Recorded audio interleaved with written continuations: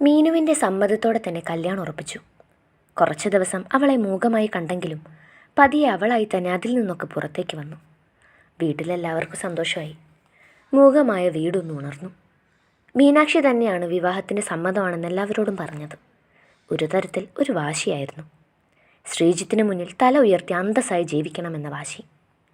അതാകും പെട്ടെന്ന് ഈ വിവാഹത്തിന് സമ്മതിച്ചതും. അവളിപ്പം ആ വീട്ടിൽ ചടഞ്ഞിരിക്കാറില്ല. പഴയ പോലെ എല്ലാവരോടും സംസാരിക്കാനും പെരുമാറാനും തുടങ്ങി. ചിന്മയ അവളെ തനിച്ചിരുത്താറില്ല, എപ്പോഴും കൂടെ ഉണ്ടാവും. സമ്മതം അറിയിച്ചതോടെ വിവാഹകാര്യങ്ങൾ തകൃതിയായി നടക്കാൻ തുടങ്ങി. 6 മാസത്തെ സാവകാശം മാത്രമേ ഉള്ളൂ. അത് കഴിഞ്ഞാൽ മീനുവിൻ്റെ വിവാഹമാണ്. വിവാഹത്തിന് മുന്നേ തന്നെ ചെറിയൊരു ജാതക കൈമാറ്റം നടത്താമെന്ന് തീരുമാനത്തിലായി. നാട്ടിലില്ലെങ്കിലും മഹേഷ് തന്നെയാണ് എല്ലാ കാര്യങ്ങളും നോക്കിയതും നിശ്ചയിച്ചതും. സന്ദീപളിയനും അമ്മയും ഒരു സഹോദരനും കൂടി ഇടയ്ക്കൊരു ദിവസം ശ്രീജിത്തിനെ പോയി കണ്ട് ഒന്ന് വിലക്കിയിരുന്നു. ഇനിമേലൊരു ശല്യം അവൻ്റെ ഭാഗത്തു നിന്ന് ഉണ്ടാകരുതെന്ന് താക്കീത് നൽകി. മീനു അവനൊരു തമാശ ആയതുകൊണ്ട് തന്നെ അവൻ അവളെ പാടെ മറന്നിരുന്നു. അയാളുടെ ഭാഗത്തു നിന്ന് പിന്നീടൊരു ഫോൺ കോൾ പോലും ഉണ്ടായിട്ടില്ല. എല്ലാവർക്കും അതൊരാശ്വാസമായിരുന്നു. വീട്ടിൽ ഒത്തിരി കാര്യങ്ങൾ ചെയ്തു തീർക്കാൻ ബാക്കിയാണ്. മഹേഷ് ഏട്ടൻ്റെ കഴിവ് ഒന്നുകൊണ്ട് മാത്രം കഷ്ടപ്പെട്ടിട്ടാണെങ്കിലും ലോൺ അടച്ചു തീർത്തു. പക്ഷേ ഇനിയും ഒരു ബാധ്യതയുണ്ട്. കല്യാണം നടത്താൻ ചെറിയ തുകയൊന്നും പോരാ. എല്ലാവരും അതിൻ്റെ വിഷമത്തിലാണ്. കുറച്ചൊന്നും പോരാ. വീട് പുതുക്കി പണിയാനൊന്നും പറ്റില്ല. എങ്കിലും ഒന്ന് പെയിൻ്റ് അടിക്കേണ്ടി വരും. പിന്നെ സ്വർണവും വിവാഹ ചെലവും ഒക്കെ വേറെയും. ജോലിക്ക് പോകുന്നത് കൊണ്ട് മീനുവിൻ്റെ കയ്യിൽ കുറച്ച് സേവിങ്സ് ഉണ്ട്. വസ്ത്രം എടുക്കാനും മറ്റും അത് ഉപകരിക്കും. എങ്കിലും ബാക്കി കാര്യങ്ങൾ ഒത്തിരിയാണ്. ഇവിടെയും ദൈവം ഒരു വഴി കാട്ടിത്തരുമെന്ന പ്രതീക്ഷയിലാണ് ആ കുടുംബം. പതിവ് നേരത്ത് തന്നെ മഹേഷിൻ്റെ കോള് വന്നപ്പോൾ എല്ലാവർക്കും ഒപ്പം TV കണ്ടിരുന്ന ചിന്മയ മുറിയിലേക്ക് കയറി വാതിൽ കൊളുത്തിട്ടു. കോൾ അറ്റൻഡ് ചെയ്ത് സ്ക്രീനിൽ കാണുന്ന അവൻ്റെ മുഖത്തേക്ക് തന്നെ നോക്കിയിരുന്നു. എന്ത് ചെയ്യുമായിരുന്നു? മഹേഷ് കിടക്കയിലേക്ക് മലർന്ന് കിടന്നുകൊണ്ട് ചോദിച്ചു. TV കാണുമായിരുന്നു. പഠിക്കാനൊന്നുമില്ലേ? അവനൊന്ന് കണ്ണു കൂർപ്പിച്ചു. അതിന് ചിപ്പി ഇരുവശത്തേക്കും ചുണ്ടുകൊട്ടി. എല്ലാവരെയും ക്ഷണിച്ചു കഴിഞ്ഞോ? ഒരുവിധം. വേണ്ടപ്പെട്ടവരെയല്ലേ ക്ഷണിക്കുന്നുള്ളൂ. ബാക്കിയൊക്കെ കല്യാണത്തിന് വിളിക്കാം. അത് മതിയെന്നാണ് ഞങ്ങൾ അമ്മയോട് പറഞ്ഞത്. നാളെ മീനു ചേച്ചിക്ക് ഡ്രസ്സ് എടുക്കാൻ പോകുന്നുണ്ട്. ചിന്മയ വീട്ടിലെ കാര്യങ്ങൾ അവനെ അറിയിക്കുന്ന തിരക്കിലാണ്. ഒക്കെ കേട്ട് അവൾക്ക് മറുപടി കൊടുത്ത അവനും. നാട്ടുകാര്യങ്ങളും വീട്ടുകാര്യങ്ങളും പറഞ്ഞു തീർന്നിരുവരും മൗനമായി. മഹേഷേട്ടന് ലീവ് ഉണ്ടാവുമോ കല്യാണത്തിന് വരാൻ? അറിയില്ല കൊച്ചേ, ശ്രമിച്ചു നോക്കണം. മാക്സിമം നോക്കണേ. മഹേഷേട്ടൻ ഇല്ലാണ്ട് എനിക്ക് പറ്റില്ല. ഞാൻ വന്നില്ലെങ്കിലും എൻ്റെ സ്ഥാനത്ത് നിൽക്കേണ്ടത് നീയാ. എല്ലാം കൃത്യമായി ചെയ്തോളണം. അതപ്പോഴല്ലേ. ഏട്ടൻ എങ്ങനെയെങ്കിലും ലീവ് നോക്കൂ. ശ്രമിക്കാം. വേറെന്താ? ഒരു ഉമ്മതാ. മഹേഷിൻ്റെ ചോദ്യം പൂർത്തിയാകുന്നതിന് മുന്നേ തന്നെ ചിന്മയുടെ ചുണ്ടുകൾ സ്ക്രീനിൽ പതിഞ്ഞിരുന്നു. തിരികെ അതുപോലൊരു ചുംബനം അവനും നൽകി. ഒത്തിരി പേരൊന്നും ഇല്ലാത്തൊരു ജാതക കൈമാറ്റം. വീട്ടിൽ വെച്ച് തന്നെയായിരുന്നു. പെണ്ണിൻ്റെ കുറച്ച് ബന്ധുക്കളും ചെറുക്കൻ്റെ അടുത്ത ബന്ധുക്കളും മാത്രമുള്ളൊരു ചടങ്ങ്.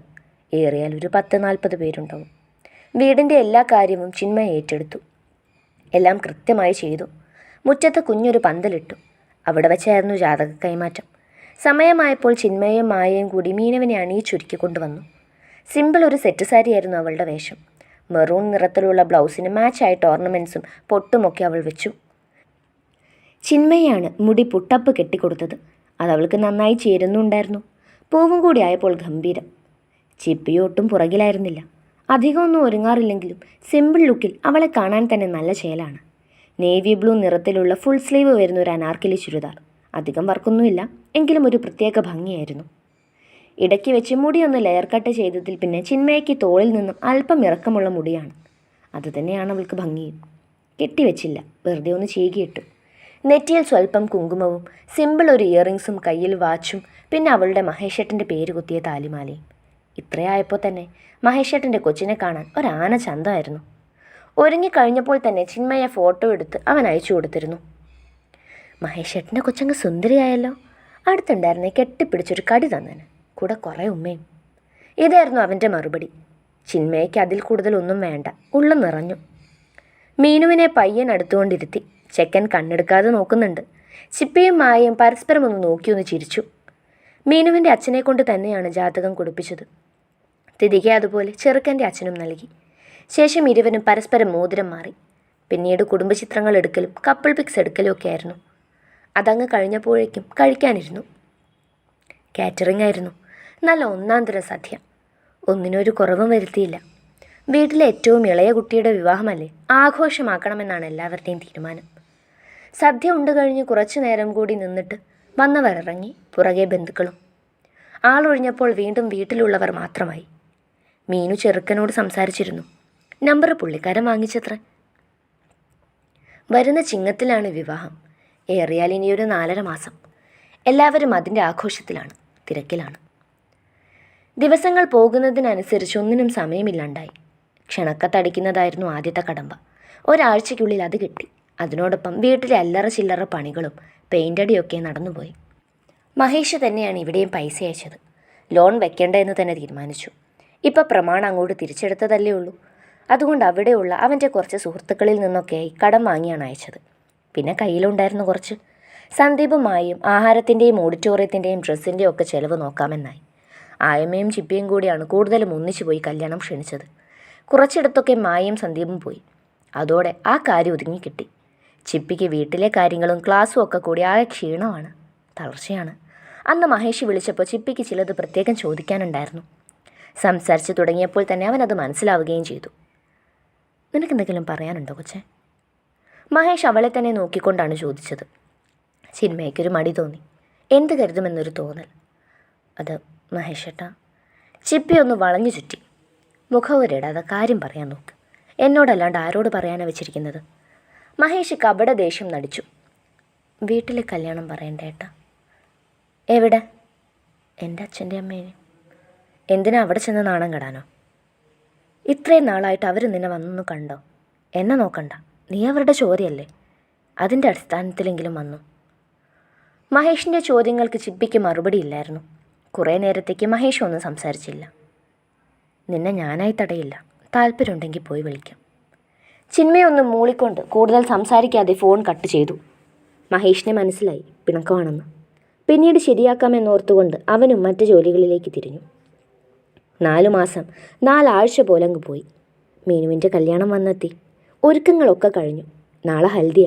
കുഞ്ഞൊരു പാർട്ടി. കസിൻസും റിലേറ്റീവ്സും ഒക്കെ കൂടിയുള്ള ഒരു കുഞ്ഞൊരു പാർട്ടി. വീടിൻ്റെ കുറച്ചകലെ ഒരു കായലുണ്ട്. അതിനോട് ചേർന്ന് ഒരു കുഞ്ഞു റിസോർട്ടും. അവിടെ വെച്ചാണ് ഫംഗ്ഷൻ. തലേ ദിവസവും അവിടെ തന്നെ. കല്യാണ വിളിയൊക്കെ കഴിഞ്ഞു. മുറ്റത്തൊരു പന്തൽ ഉയർന്നു. എല്ലാവരെയും വിളിച്ചിട്ടും ചിപ്പിയുടെ വീട്ടിൽ മാത്രം ക്ഷണിച്ചില്ല. മഹേഷേട്ടൻ അന്നങ്ങനെ പറഞ്ഞെങ്കിലും ചിപ്പിക്ക് തനിയെ പോയി വിളിക്കാനൊക്കുമോ? മഹേഷ് ഉണ്ടായിരുന്നേ ഇരുവർക്കും ഒന്നിച്ചു പോകായിരുന്നു. ആളില്ലാത്ത സ്ഥിതിക്ക് മറ്റാരെങ്കിലും വരണ്ടേ?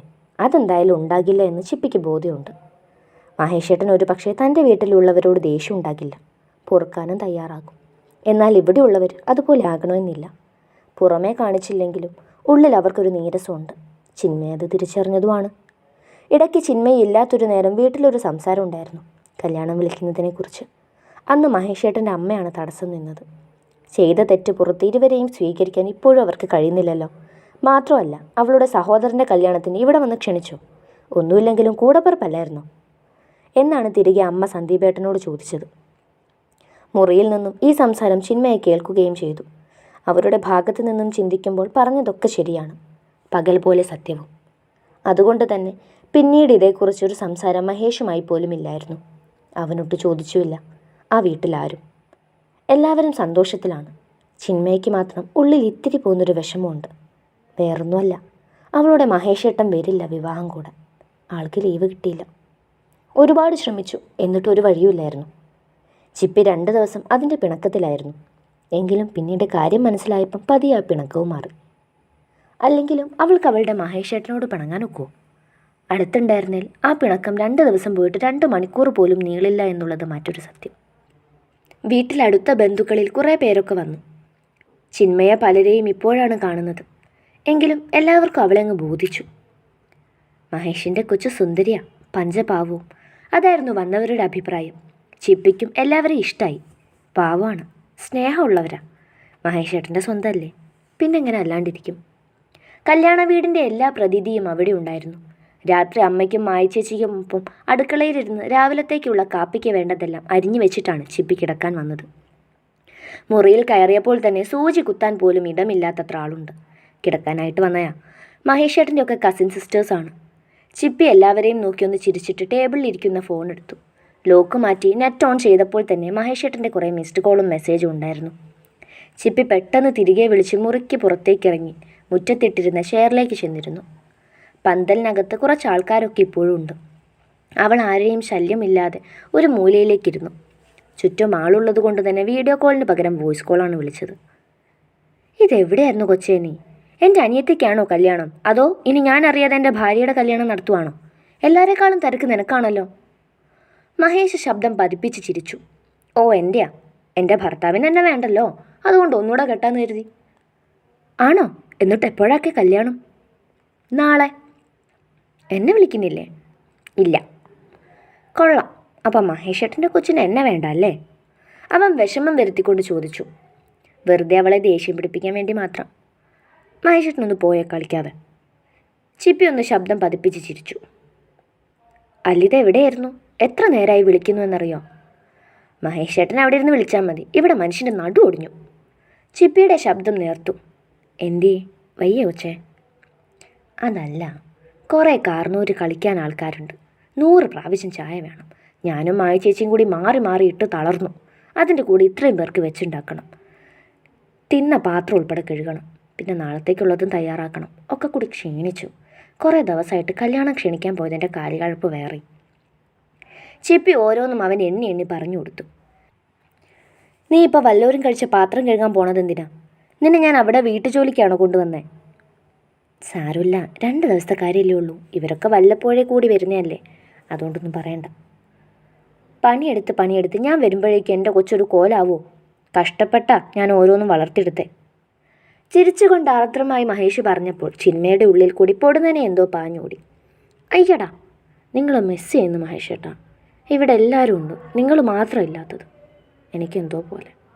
ചിപ്പയുടെ ഉള്ളിൽ ഒരു നോവ് വന്നുടഞ്ഞു. എൻ്റെ അവസ്ഥ ഇതായിട്ടല്ലേ കൊച്ചേ? എന്തായാലും പെട്ടെന്ന് ഞാൻ വരാൻ നോക്കാം.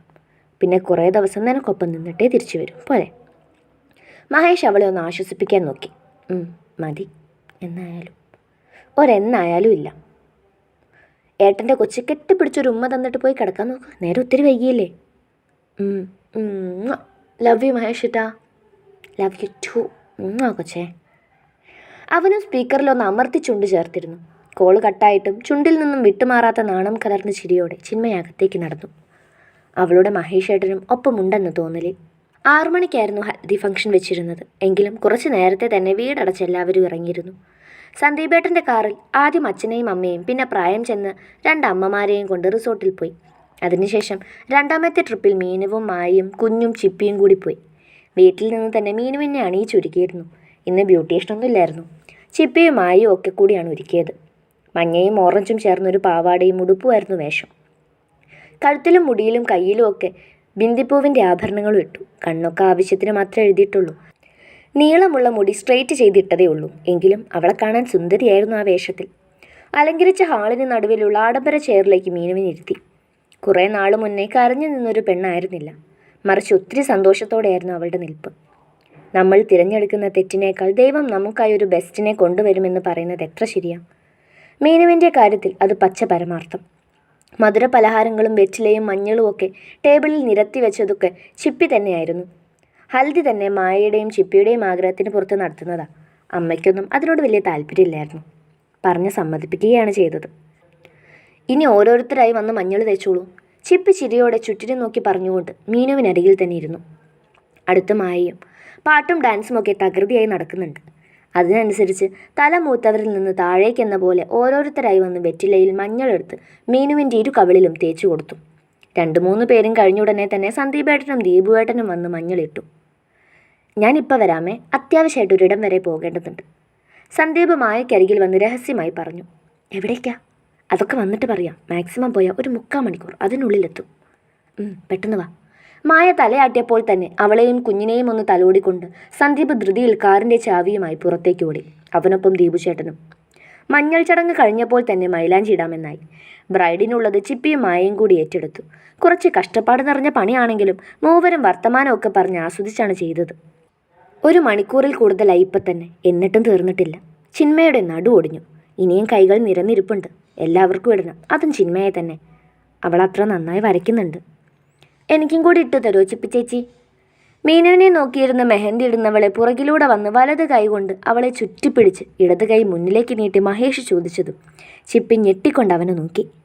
അന്യമായിരുന്ന ആ ചൂടും സ്മെല്ലും അവളെ പൊതിഞ്ഞു പിടിച്ചു.